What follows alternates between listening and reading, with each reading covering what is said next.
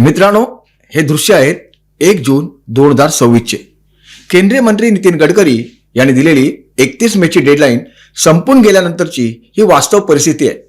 हा बघा रस्ता, इथे अजून काम सुरू आहे, इथे धूळ आहे, इथे अर्धवट काम आहे आणि इथे अजूनही प्रवाशांची गैरसोय सुरूच आहे. कालपर्यंत वाट पाहत होतो 31 मेची, आज जून उजाडलाय आणि म्हणूनच एक प्रश्न विचारावासा वाटतो. गडकरी साहेब, 31 मेचे नेमके काय झाले? नमस्कार, मी सुदर्शन सुर्वे आणि तुम्ही पाहत आहात न्यूज डंका. मित्रांनो, आज मी सुरुवातीलाच एक प्रश्न विचारणार आहे.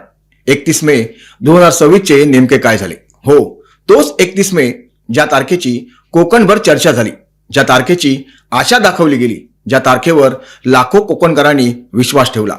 केंद्रीय मंत्री नितीन गडकरी यांनी स्वतः शब्द दिला होता की मे महिना संपण्यापूर्वी मुंबई गोवा महामार्गाचे काम पूर्ण होईल आणि या पावसाळ्यात कोकणकरांना त्रास होणार नाही. आता 31 मे संपला, जून उजाडला, कॅलेंडरचं पान बदललं, पण महामार्गाचं चित्र बदललं का? अजूनही चिपळूण, संगमेश्वर, लांजा, पाली, हातकंबा, खेड, मानगाव, इंदापूर आणि कितीतरी ठिकाणी कामे सुरू आहेत. काही ठिकाणी पूल अपूर्ण आहेत, काही ठिकाणी बायपास अपूर्ण आहेत, काही ठिकाणी फ्लायओव्हर अर्धवट आहेत. मग कोकणकरांनी प्रश्न विचारायचा नाही का? खरं सांगायचं तर आता मुंबई गोवा महामार्ग हा रस्ता कमी आणि आश्वासनांच्या राजकारणाचं जिवंत स्मारक जास्त वाटायला लागलंय. कारण या महामार्गाने रस्ता कमी आणि तारखा जास्त पाहिल्या आहेत. गेली 18 वर्षे कोकणकरांच्या नशिबी एकच गोष्ट आली, तारीख पे तारीख, तारीख पे तारीख आणि पुन्हा तारीख पे तारीख. किती कॅलेंडर भिंतीवर लावली आणि फेकून दिली, किती नवीन वर्षे आली आणि गेली, किती सरकारे बदलली, किती मंत्री बदलले, किती अधिकारी बदलले, किती ठेकेदार बदलले, पण हा महामार्ग काही पूर्ण झाला नाही. आता तर परिस्थिती अशी झाली आहे की नवीन डेडलाईन जाहीर झाली की लोक आशेने नाही तर संशयाने बघतात. मुंबई गोवा महामार्गाच्या कामाला 18 वर्षे झाली. 18 वर्षांचा मुलगा आज मतदान करू शकतो, देशाचं सरकार ठरवू शकतो, गाडी चालवू शकतो, नोकरी करू शकतो, सैन्यात भरती होऊ शकतो. पण या 18 वर्षात मुंबई गोवा महामार्ग मात्र स्वतःच्या पायावर उभाही राहू शकला नाही. मुलगा मोठा झाला पण महामार्ग अजून बालवाडीतच अडकलाय. कोकणातला आंब्याचा सीझन वेळेवर येतो आणि वेळेवर संपतो. फेब्रुवारी आला की मोहर येतो, एप्रिल मे आला की हापूस बाजारात येतो आणि काही दिवसात सीझन संपतो. गणपती वेळेवर येतो, पावसाळा वेळेवर येतो, निवडणुका वेळेवर होतात, शाळा वेळेवर सुरू होतात, अगदी रेल्वेचं वेळापत्रकही कधी ना कधी पाळलं जातं.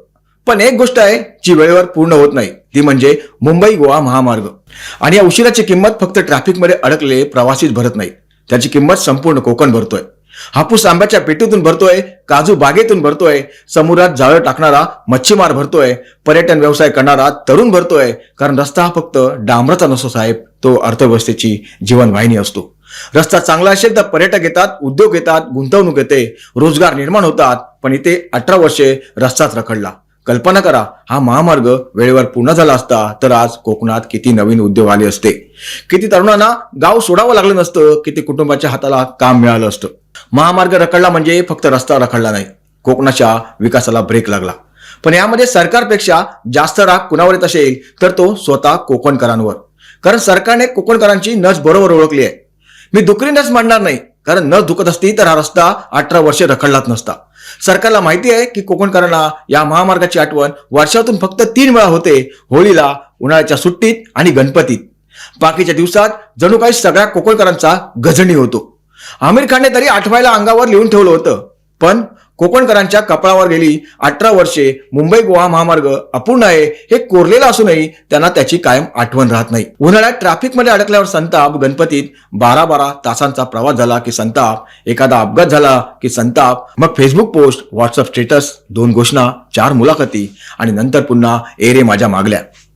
याचाच फायदा सरकार घेत आहे. कारण सरकारला माहिती आहे की हा संताप कायमचा नाहीये, 4 दिवसांचा आहे. त्यामुळे आश्वासन द्यायचं, चर्चा होऊ द्यायची, नंतर विषय थंड पडला की पुढची तारीख द्यायची.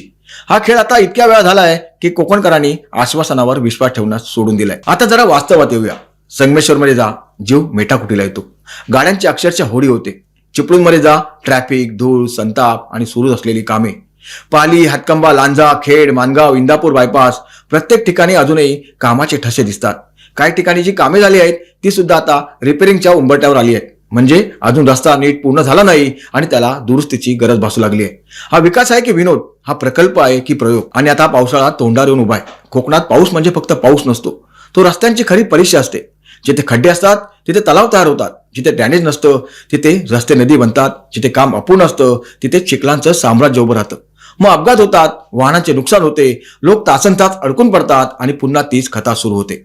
आणि सगळ्यात मोठी शोकांतिका म्हणजे 31 मेची डेडलाईन पुन्हा चुकली आहे. याचा अर्थ काय? पावसाळ्यात ठिकठिकाणी चिखलाचं साम्राज्य उभं राहण्याची भीती आहे. जिथे काम अपूर्ण आहेत तिथे पुन्हा वाहतूक कोंडी, पुन्हा धूळ, पुन्हा चिखल आणि पुन्हा त्रास. म्हणजे गेल्या कित्येक वर्षाप्रमाणे यंदाच्या कोकणकरांच्या नशिबी तीच जुनी कथा. आणि आज जून महिना सुरू झालाय. उद्या डोळ्याची पापणी लावते ना लावते तोवर गणपती येईल. मग लाखो चाकरमाने मुंबईहून कोकणाकडे निघतील. पण प्रश्न असा आहे की यंदा तरी त्याचा प्रवास सुखकर होणार आहे का? की पुन्हा 10-12 तासांच्या प्रवासासाठी 18-20 तास मोजावे लागणार आहेत. पुन्हा वाहतूक कोंडीत अडकायचं, पुन्हा अर्धवट कामांमधून मार्ग काढायचा आणि पुन्हा गणपतीच्या आनंदाआधी महामार्गाच्या त्रासाला सामोरं जायचं. कारण आज परिस्थिती पाहता एक गोष्ट स्पष्ट दिसते, डेडलाईन संपली आहे पण कोकणकरांच्या यातना अजून संपलेल्या नाहीयेत. या महामार्गाने किती जणांचे जीव घेतले याचा हिशोब आहे का? किती कुटुंबे उद्ध्वस्त झाली, किती मुलांनी वडील गमावले, किती आई वडिलांनी आपली लेकरं गमावली. आणि म्हणूनच आज एक प्रश्न विचारावासा वाटतो, याला अजूनही मुंबई गोवा महामार्ग म्हणायचं की मृत्यूचा महामार्ग? कारण महामार्ग म्हटलं की डोळ्यासमोर येतो सुरक्षित प्रवास, वेगवान प्रवास आणि सुखकर प्रवास. पण इथे काय दिसतंय? खड्डे, वाहतूक कोंडी, अर्धवट पूल, धूळ, चिखल आणि अपघात. एखादा अपघात झाला की 2 दिवस बातम्या, 3 दिवस चर्चा, 4 दिवस संताप आणि नंतर पुन्हा एरे माझ्या मागल्या. पण ज्याचं माणूस गेलंय त्याच्यासाठी हा विषय कधीच संपत नाही. कारण रस्ता अपूर्ण ठेवण्याची किंमत फक्त पैशात मोजली जात नाही, कधी कधी ती माणसाच्या जीवाने मोजावी लागते. पण या सगळ्यात सर्वात मोठा विनोद कोणता माहिती आहे? रस्ता अपूर्ण आहे पण टोल सुरू झालाय. पूल अपूर्ण आहेत पण टोल सुरू आहे. सुरक्षितता अपूर्ण आहे पण टोल सुरू आहे. प्रवास नरक नाही पण टोल आहे. हे कसं काय? कोकणकरांच्या खिशात हात घालून पैसे काढायला वेळ लागत नाही, पण दिलेला शब्द पूर्ण करायला वर्षानुवर्षे लागतात. अरे थोडी जनाची नाही तर मनाची तरी लाज ठेवली पाहिजे ना. कोकणकर म्हणतोय टोल घ्या, कोणी नाही म्हणत नाही, पण आधी दिलेल्या शब्दाला जागा. आधी रस्ता व्यवस्थित करा, आधी प्रवास सुरक्षित करा, मग टोल घ्या. हे तर अगदी लग्नाच्या आधी वराडी आल्यासारखं झालंय. अजून घर बांधून झालेलं नाहीये आणि भाडं आधीच वसूल करायला सुरुवात झाली आहे असं म्हणायचं. आणखी एक गोष्ट, गडकरी साहेब, एक दिवस हेलिकॉप्टर बाजूला ठेवा आणि रस्त्यावरून गाडीतून प्रवास करा. वरून पाहिलं की सगळं हिरवं, सुंदर आणि स्वर्गासारखं दिसतं. पण खाली कोकणकर काय भोगतोय ते एकदा अनुभवून बघा. संगमेश्वरच्या कोंडीतून अडकून बघा, चिपळूणच्या धुळीतून जा, माणगावच्या ट्रॅफिकमध्ये अडकून पहा, पावसात खड्डे चुकवत प्रवास करा. मग समजेल की विकासाच्या फाईलमध्ये आणि प्रत्यक्ष रस्त्यावर किती फरक असतो. कारण वरून स्वर्ग दिसतो पण खाली कोकणकर रोज नरक यातना भोगतोय.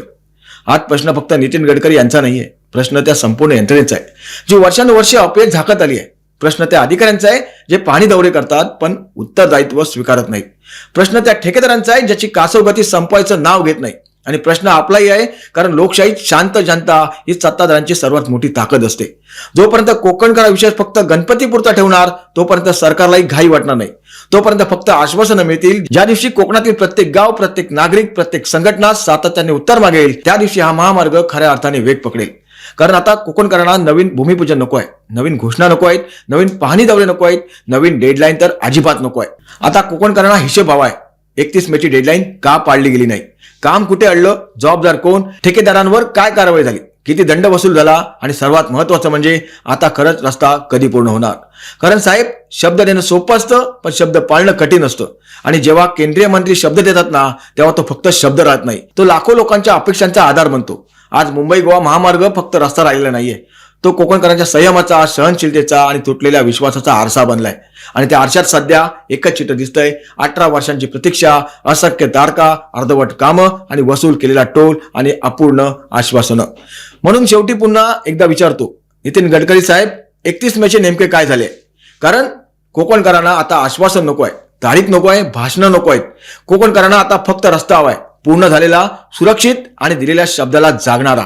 नाहीतर भविष्यात मुंबई गोवा महामार्गाची ओळख विकासाचा महामार्ग म्हणून नाही तर भारतातील सर्वात मोठ्या अपूर्ण आश्वासनाचे स्मारक म्हणून केली जाईल. मित्रांनो, तुम्हाला काय वाटतं? 31 मेची डेडलाईन चुकल्यानंतर जबाबदार कोण आहे आणि मुंबई गोवा महामार्ग खरंच कधी पूर्ण होईल? तुमचं मत कमेंटमध्ये नक्की लिहा. व्हिडिओ आवडला असेल तर व्हिडिओला लाईक करा, जास्तीत जास्त शेअर करा.